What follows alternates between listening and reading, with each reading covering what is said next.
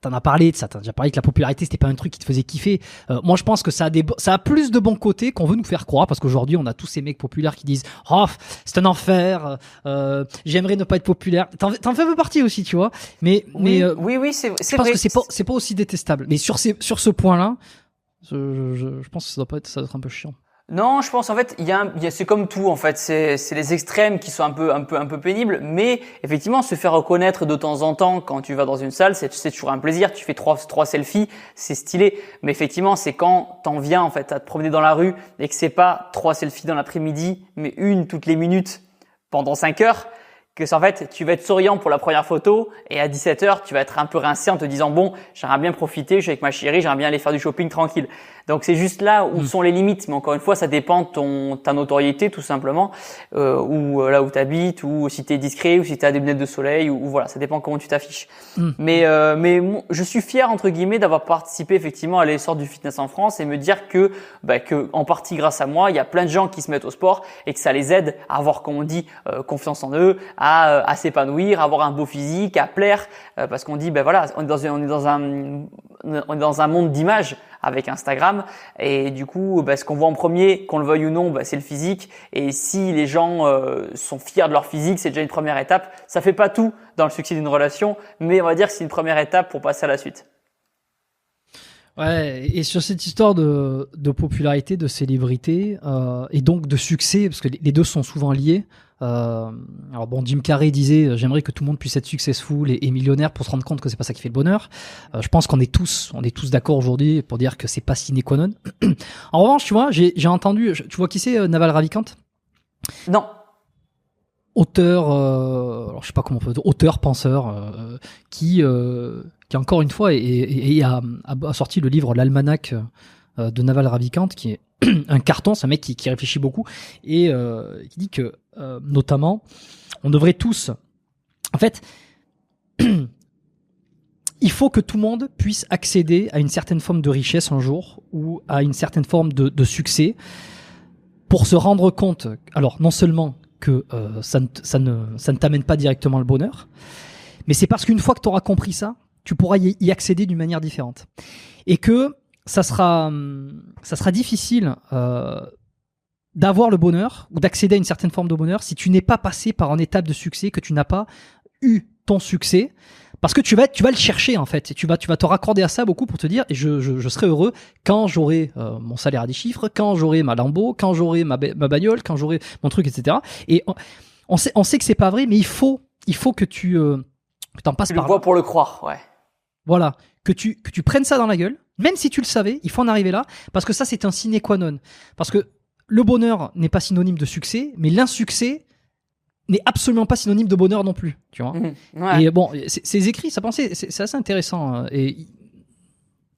C'est entièrement vrai. Je suis complètement d'accord, parce qu'en fait, je le vois. Je te parle dans mon cas de figure. Tu vois, j'ai passé il y a quelques mois les 10 millions d'abonnés sur la chaîne. Et tu vois, je crois que mes parents étaient en déplacement ou je sais pas où.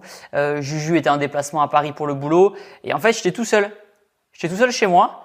Et du coup, j'ai mis ma caméra. J'ai fait ouais, on est 10 millions. Yes! J'étais à ma caméra et j'ai fait bon. Ok. Et alors? Bon.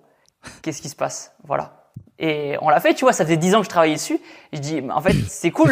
Mais si t'as personne avec qui partager ta réussite et ton succès, franchement, c'est pas si cool que ça, tu vois, parce qu'au final, le soir, quand tu t'endors, t'es tout seul. C'était pas, tu vois, les 10 millions, au final, ça m'a marqué, parce que c'est quelque chose que je cherchais depuis assez longtemps. Et peut-être qu'avec le recul, j'aurais dû organiser une sorte de petite soirée, mais pas avec 15 000 personnes que je connais pas, juste avec des petits potes, avec des potes d'enfance, 2-3 potes de ma famille, Juju, etc. Et au final, ça arrivait comme ça. Et j'étais bon, ok. C'est quoi la suite maintenant? Est-ce que c'est la fin du jeu? Ça y est, j'ai fini le jeu. Et du coup, tu dois te remettre un petit peu dans une nouvelle démarche en disant bon, les 10 millions, c'est fait. Qu'est-ce qui se passe maintenant? Et du coup, tu te dis bon, allez, on va essayer de chercher l'international et monter à 20 millions. Et à 20 millions, qu'est-ce que ce sera? Parce que tu vois, ça arrivera peut-être, je sais pas, dans un an. Qu'est-ce que ce sera? 30. Et en fait, t'es jamais satisfait. Et je pense que si t'es pas pleinement heureux de base avec les gens qui t'entourent, tu le seras jamais, qu'importe ton nombre de millions. Alors moi, je parle en millions d'abonnés, mais pour d'autres, ça peut être en chiffre d'affaires. Je pense que si t'as personne à qui faire profiter ton bonheur ou ta réussite, tu seras jamais pleinement heureux. Et encore une fois, on le voit, tu vois. Sinon, toutes les célébrités, elles seraient heureuses. Toutes les célébrités, elles auraient pas de soucis. Et en l'occurrence, tu vois qu'il y a des divorces, tu vois qu'il y a des séparations, tu vois qu'il y a de la violence des fois. Je sais pas, je pense à Rihanna avec son ex à l'époque qu'il avait frappé. En fait, il y a pas de. Je pense effectivement Oui. Il n'y a pas de paradis dès que tu as atteint un certain chiffre ou succès. Quand t'es triste, t'es juste triste pour moi dans une maison plus grande, ou t'es juste triste dans une voiture en cuir, ou dans une Lamborghini, dans une Maserati. Mais ta tristesse, c'est la même au final que si t'étais en 2 chevaux ou en Clio, ou tu vois, t'as la même tristesse. C'est juste qu'effectivement, t'es triste. Alors d'autres en commentaire blagueront en disant je préfère être triste dans une Lamborghini qu'être triste dans une 2 chevaux. Peut-être parce qu'en Lamborghini, t'as moins de t'as moins de soucis ou t'as moins peur du lendemain quand t'as une aisance financière. Mais t'es quand même triste, t'es quand même malheureux, et il y a quand même des mecs hyper riches, hyper connus qui se suicident. Et ça, qu'on le veuille ou non, c'est la preuve, pas que ça, mais c'est la preuve formelle que dire, voilà, la richesse et la notoriété. Si c'était que ça qui rendrait heureux, ce serait facile voilà, tout le monde serait heureux, il y aurait pas de suicide chez les milliardaires ou les millionnaires. Tu le vois, il y a plein de cas. J'ai Avicii en tête, tu vois, ou le chanteur de Linkin Park qui avait plein de traumatismes. Plein de traumatismes. Et voilà. Donc en fait, ça fait pas tout. Oui, ça aide beaucoup. Faut pas se leurrer. Tu vois, je suis content de pas avoir peur de mon quotidien, de mon lendemain, pardon. Et je suis content de pas calculer quand je mets de l'essence ou quand je fais les courses, de pas regarder les prix. Ça, je suis vraiment content. Mais ou prendre un business class, tu vois, c'est trop cool de prendre la business class pour la première fois quand t'es en avion. T'es comme un gamin, t'es comme un gosse. C'est kiffant. Mais je trouve que l'humain s'habitue vite un petit peu au plaisir, au luxe. Et il faut pas oublier d'où on vient. Il faut pas oublier qu'on a de la chance, oui et non, parce qu'on a travaillé pour avoir cette chance-là. Mais il faut pas oublier d'être conscient de l'argent qu'on a et de se dire qu'à tout moment ça peut partir le lendemain. Il faut garder, je pense que une des clés entre guillemets de la réussite, c'est réussir à bien gagner sa vie, mais pas de vivre au-delà de ses moyens. Essayer de garder un rythme de vie assez standard, assez flat, et de temps en temps se faire des petits plaisirs, mais pas s'habituer à un train de vie hyper excessif, parce que du coup, je pense que tu te stresses encore plus, parce que du coup, tu dois travailler encore plus, et du coup, tu as moins le temps de profiter de tes proches, parce que tu dois travailler encore plus, et c'est un cercle vertueux, et à la fin, tu dois exploser, parce que tu te dis que pour entretenir ou pour payer l'assurance de ta maison, de ta voiture, tu dois, faire 20 concerts dans le mois, mais t'es fatigué, t'as pas envie, donc et du coup tu finis par exploser en disant c'est pas la vie que je veux, j'ai un train de vie trop élevé. Donc je pense qu'il faut rester simple avec un petit peu de moyens, et je pense que là t'es heureux, nickel. Mais c'est un schéma à traverser à mon avis. C'est qu'il faut pour se rendre compte de ça, de ce que tu dis, le vivre et se rendre compte que la finalité de ce que tu fais, enfin le succès, peu importe comment on le nomme, financier, matériel, en abonnés, populaire. Ça te mène pas directement au bonheur. Je pense que c'est quand tu entreprends des choses, et tu l'as bien dit, t'as eu ton 1 million d'abonnés, ensuite t'as eu tes 10 millions d'abonnés, et puis t'as eu, j'en sais rien moi, j'ai eu les 15, tu vois, j'ai eu les 15 il y a pas longtemps, c'est ça, donc 15 millions, pardon. Bientôt 20.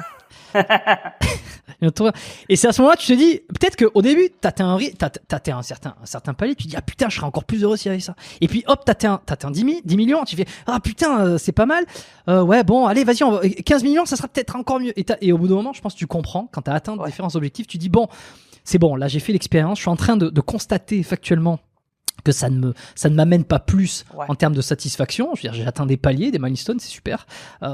Mais derrière, ok, je vais arrêter de peut-être penser que au-delà. Mais il faut y être passé par là d'une certaine manière. J'ai tendance à le penser pour le coup. Oui, je pense qu'effectivement, il faut le voir pour le croire, comme tu l'as dit. Il faut y passer pour s'en rendre compte. Ouais. Et encore une fois, ça dépend aussi du milieu dans lequel t'es né, t'as vécu. Je sais que peut-être que il y a des gens qui veulent se prouver plein de choses parce qu'ils sont peut-être nés dans un milieu un peu plus défavorisé, et du coup tu le vois, il y en a qui achètent vachement de trucs de luxe. Encore une fois, chacun fait ce qu'il veut de son argent, on n'est pas là pour juger, mais il y a des gens qui vont vouloir plus montrer leur réussite, et il y a des gens qui vont rester plus sobres face à la réussite sans acheter forcément des fringues de marque ou des voitures de luxe. Voilà, on a tous une notion de la réussite différente. On montre la réussite différemment. Bon, quand tu vois le monde du fitness, où on en est actuellement, qu'est-ce que ça